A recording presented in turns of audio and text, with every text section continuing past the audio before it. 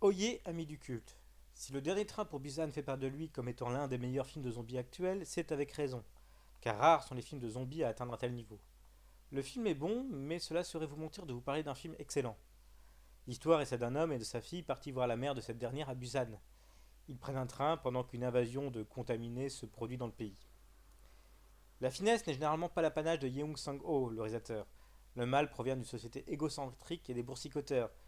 Seule l'entraide permettra de nous sauver tous. Comme vous voyez, de finesse, il n'y en a certes point, mais du style et de l'originalité, il y en a beaucoup. Les moindres recoins de ce train sont utilisés, ainsi que chaque parcelle des gares.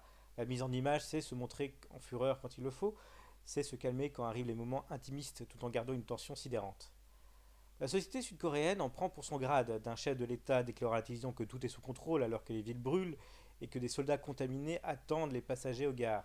Si on a pour habitude de voir les films de zombies d'une manière d'exacerber les individualités en prenant pour cadre des individus types censés représenter la société et en les poussant à bout, ici le parcours initiatique de ce père apprenant peu à peu les vertus de la coopération et du sacrifice, une manière de se détacher de la société, et c'est en étant mis au banc de celle-ci qu'il va en tout cas pour un temps s'en sortir.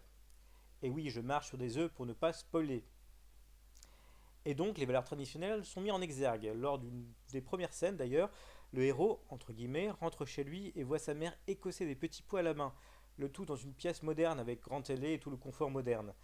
C'est cette dichotomie entre famille et société, modernité et tradition, qui forme tout l'intérêt de ce film. En voulant sauver sa famille, on sauve la société. Les valeurs d'entraide, qui sont aussi les valeurs familiales, nous sauverons tous.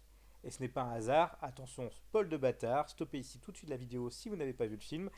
Si les survivants sont un enfant et une femme enceinte, soit trois personnes, comme dirait l'un des personnages. Je vous encourage donc à voir ce film. Mais enfin, si vous êtes arrivé jusque-là, c'est que je vous ai spolié. C'est pas bien.